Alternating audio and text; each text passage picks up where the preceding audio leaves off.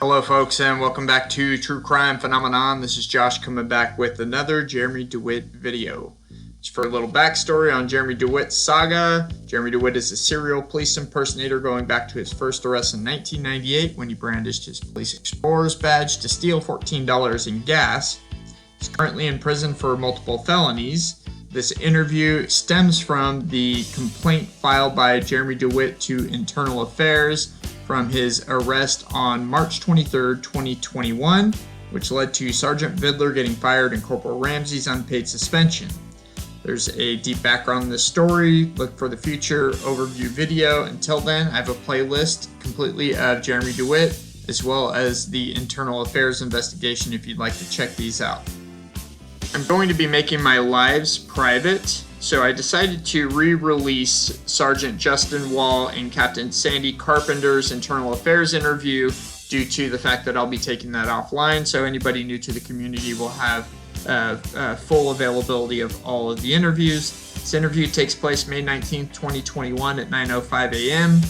Captain Sandy Carpenter is the Orange County Sheriff's Office Traffic Division Captain. He's out on leave as of February 2021 with a heart issue. He had zero involvement with the arrest on March 23rd, 2021. However, he was instrumental in the investigation into Metro State.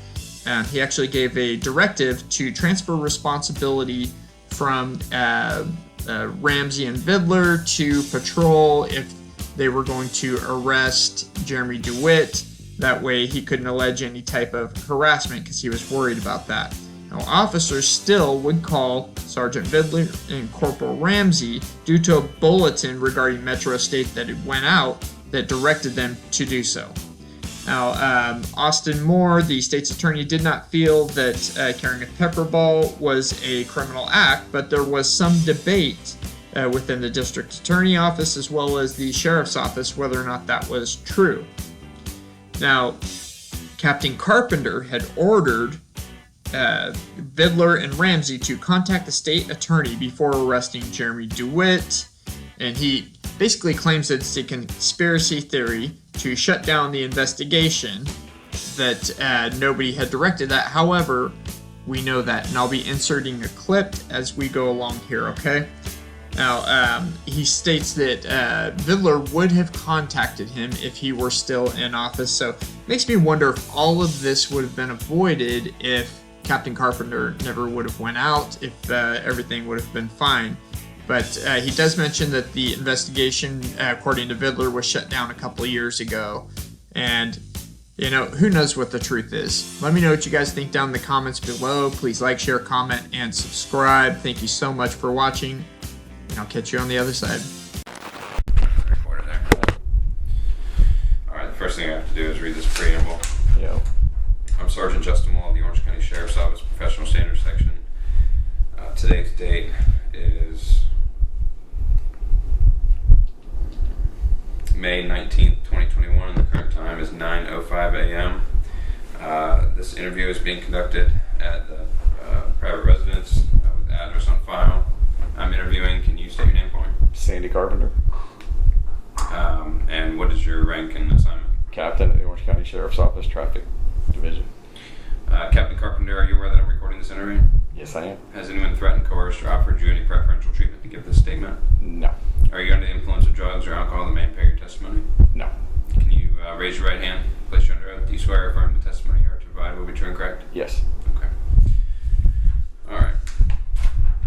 And as we kind of briefly discussed, I'm conducting an investigation into some allegations that were brought forward by Mr. Jeremy Dewitte, and you may have information about that, so that's the reason why I'm here to talk to you. What is your current rank and your general responsibilities at the Sheriff's Office? The captain over traffic, and I've got anything from dignitary details when the presidents are in town, or a dignitary to the daily school crossings or what have you that deputies have to respond to. Okay. And it's my understanding you're out on light duty, or I'm sorry, actually I have no duty status right now. So when did that start? About February the 12th or 15th, I believe. I had a heart issue and had to deal with that. And so since that date, you have not been No. back to work? I have not responded to emails. I've done nothing that could cause stress. Okay. So with that being the case, did you have any involvement in the arrest of Mr. Dewitte on March 23rd, 2021? No, sir. So Mr. Dewitte was arrested for carrying a concealed weapon. The charge stemmed from Mr. Dewitte carrying a pepper ball in his gun belt holster. In case you weren't familiar, I know that there's been some ongoing stuff. Are you aware of any discussions in the past about Mr. Dewitte carrying a pepper ball gun in a holster in his uniform, and whether or not that was illegal or legal? Do you remember any discussions about that? There's been several discussions over the past year or so about a pepper ball gun that looks like a handgun. Discussions about, because of we had a intel bulletin at one point that I think indicated Mr. Dewitte could be a suicide by cop individual. So the stand down order was a blanket order for everybody to stand down? Correct. Yes. Okay. I want to turn your attention to State's Exhibit number 1, which was this bulletin that was just brought to my attention today for the first time. That bulletin was put out in what year? I believe 2019. Okay. That was the one from the sheriff's office. There was one put out by the city, and I can get it for you, but that might have been put out just prior to that or the year before. So roughly 2 years. The current one? The current bulletin? Yes, sir. Correct. Something along those lines. There was something about how he might go out or something. I don't recall what the whole thing was about. That's been a good year and a half or so ago. Were those discussions with Sergeant Vidler or Corporal Ramsey? Yes. Was there anything specific to, I understand about the bulletin, but was there anything specific about to the legality of whether or not he could or could not carry a pepper ball gun? They argued that because he was a sexual offender or whatever, that he was not allowed to carry any type of weapon or firearm or what have you, and we discussed the fact that it was a pepper ball gun. At one point, our discussions reached the level that unless they saw him literally violating Florida state statute in regard to funeral escorts, that they would call patrol and let patrol take over the responsibilities of whether in fact Mr. Dewitte was in violation of Florida state statute for carrying a weapon or a firearm as a convicted felon. Okay, they would call patrol? Yes. Why was that? There came a point in the investigation where I realized that Mr. Dewitte might allege that they were targeting him individually because they were the cops that were always involved. Okay. Not taking away from their investigation, they were assigned to do an investigation on those illegal funeral escorts, and they are in fact illegal. There's a simple way the statute reads. Okay. So, being assigned that, it was always Vidler and Ramsey that were dealing with Mr. Dewitte. Every patrol deputy out there has it within their power to enforce that statute or enforce that law. But what I found was that they were constantly calling Sergeant Vidler, as directed by one of the intel bulletins that had gone out, said that if you had doubt to contact Vidler. So he was constantly being bombarded with Jeremy Dewitte, Jeremy Dewitte, Jeremy Dewitte.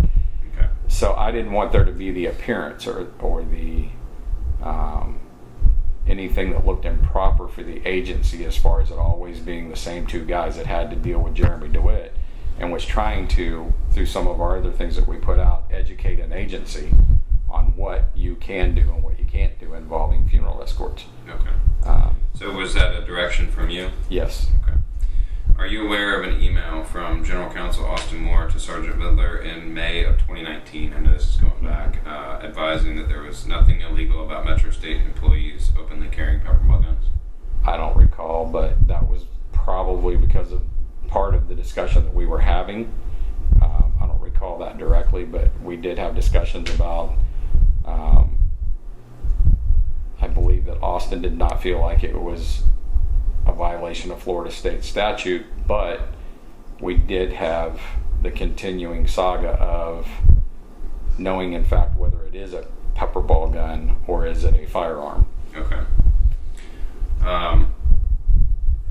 And that just because he carries the pepper ball gun today and we identified it and we know it's a pepper ball gun, how do we know that tomorrow it's the same pepper ball gun? So I can see the argument both ways, and that was one of the reasons that I told the sergeant and the corporal, let's teach patrol how this should be handled, A, and B, anytime y'all come in contact with Jeremy Dewitte from this point on, and I don't know what that date was, but my lieutenant was taking notes that day, who's since retired, and he says he still has those notes. I said, anytime in the future we come into contact with Mr. Dewitte, we will file with the state attorney that was, and I can't think of the guy's name, but we had a state attorney that was assigned to Mr. Dewitte. So in the future, we will contact that state attorney before we make an arrest, and we will file appropriate charges to be added to what was already a list of.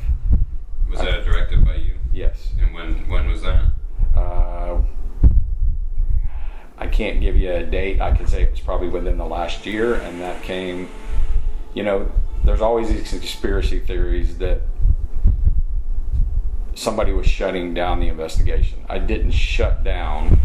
It's easy to use the term shutting down an investigation. We didn't shut down an investigation. What we did was ask them to get their paperwork together, get their case together, because that's what they were doing, was working a case on Mr. Dewitte, get the entire package put together by a certain date, and we're going to get that into the state attorney so they can do what they need to do. Captain Carpenter. And when was that? It was a casual conversation. We weren't talking about anything. I was in his office. We were talking about a bunch We're of talking stuff. months, years. Oh no, I've only been there since September. So definitely would have been. I would probably could narrow it down to this year. Probably December, January, maybe. I would say January probably. There was a discussion with you and Captain Carpenter, and he made mention that he had instructed them to conclude their investigation. Is that correct? Yeah. Okay. Rule that their kind of unwritten rule that I knew about was that they were not to proactively do anything with Metro State, but if something happened in front of them, that they could engage them.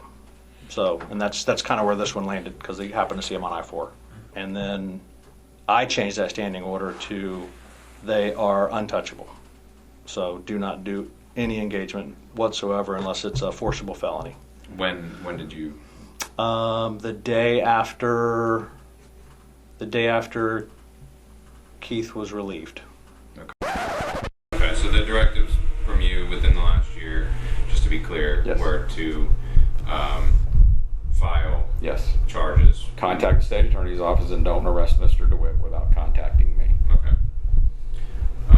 Because even in the last charge, I've heard very little about it, and I have stayed out of that because I don't need the stress. And you haven't been working yet? I haven't been working, but if I had been working, Sergeant Bidler would have called me because of that directive, and I would have said, either call the state attorney and ask him whether we need to make an arrest, or if we just file this with the other charges. He even has, Okay. I don't want to talk about that yet.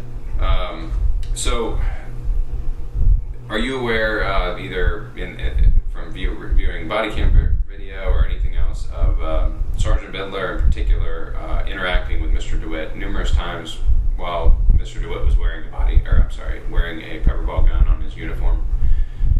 Are you aware of that? I know I've seen videos, I've watched videos to make sure that Sergeant Bidler's tone was appropriate, because people complain that he yells at them or what have you, so I've reviewed a lot of videos. Anything specific to him Sergeant Bidler interacting with Mr. Dewitte No, and while wearing a pepper ball gun in the past? No, and I purposely have not watched the latest videos. Okay.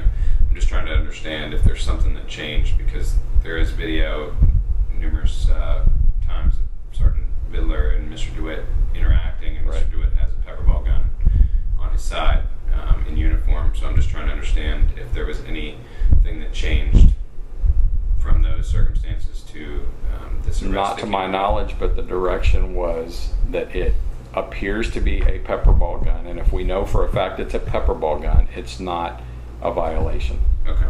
But again, to the cop's defense, to the cop side of that, you don't know from one day to another, because that gun looks so similar to a handgun.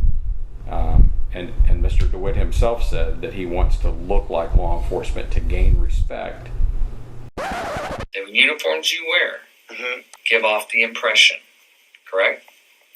I don't believe that, so. Okay. Why do you wear a gun belt? Just like any other escort company that wears the gun belts. Have you ever been in law enforcement? How would you ask if I was in law enforcement? Have you ever been a law enforcement I've officer? never been a police officer. Okay. Have you ever been in the military? I have. You were in the what branch? Army. The Army. When were you in the Army?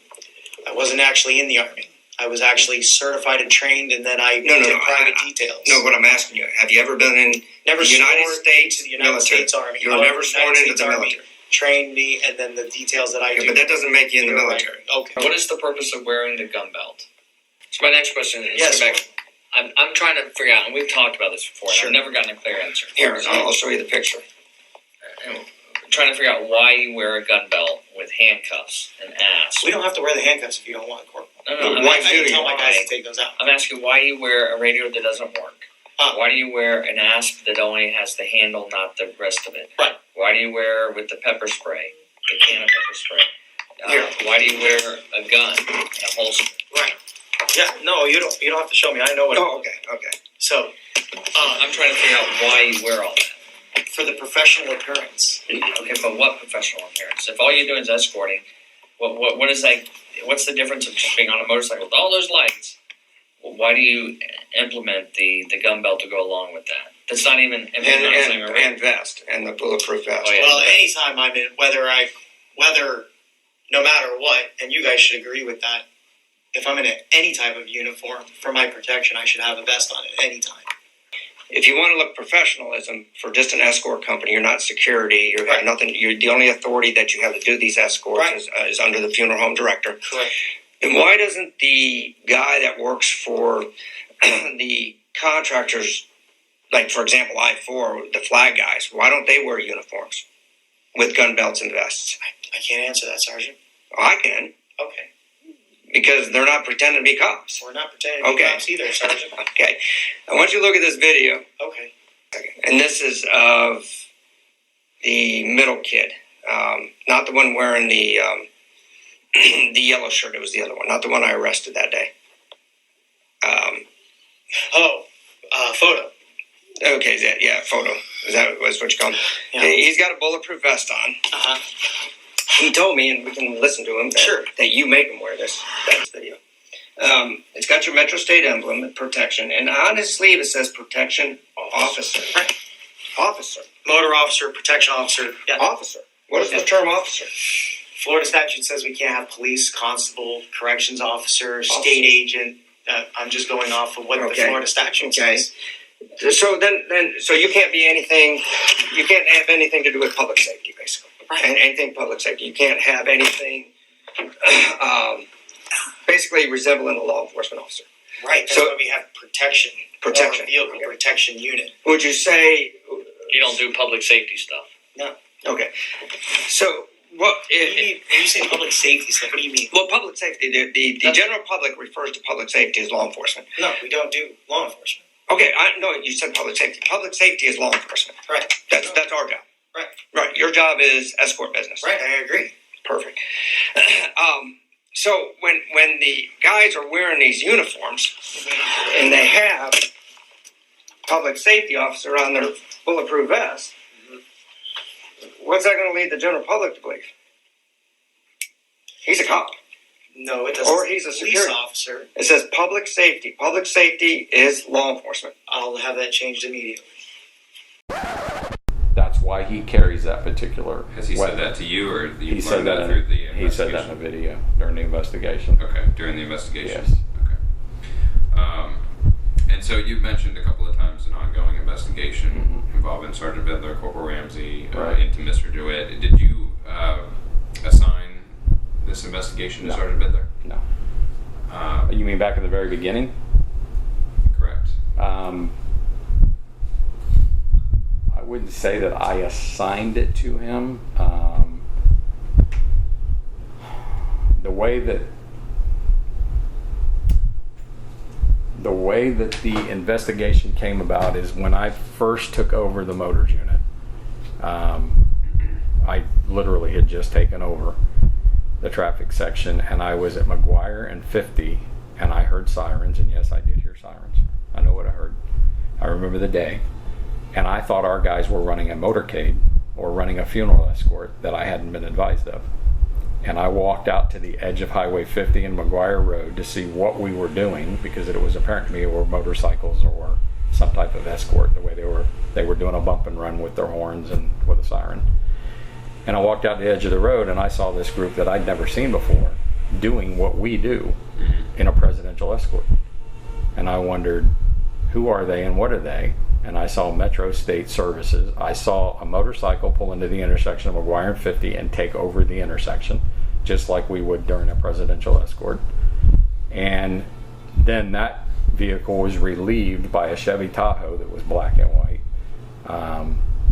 They held the intersection while the funeral went through the light, made the turn, and went over to, I believe, Woodlawn Cemetery. I called Sergeant Vidler on the phone and I said, who's this group and why are they taking over intersections and doing what looks like a presidential escort, moving people off the road? Because they in fact moved people off the road. And I knew that they were in violation if they weren't truly a state agency. And I called Sergeant Vidler and he gave me the lowdown on who Metro State was and that they had been told to leave them alone, quote unquote. When was this? You remember about this? Is a good 2 to 3 years ago. Okay. When I first took over the unit. I mean, it was probably within my first month there. So whatever month I took over the traffic section is when I made that phone call to Sergeant Vidler. So when I was told that we were told to leave it alone, I said, you cannot stand back and watch violation of Florida state statute and do nothing with it when it involves public safety. You took an oath to uphold those particular statutes. So I'm not telling you to go look for this group, but I'm saying in the future, that type of behavior, if y'all run across that, he needs to be dealt with when he's in violation of Florida state statute. So you gave a directive to Sergeant Vidler. Yes. If you run across and you see them. If you run across them, look at this group.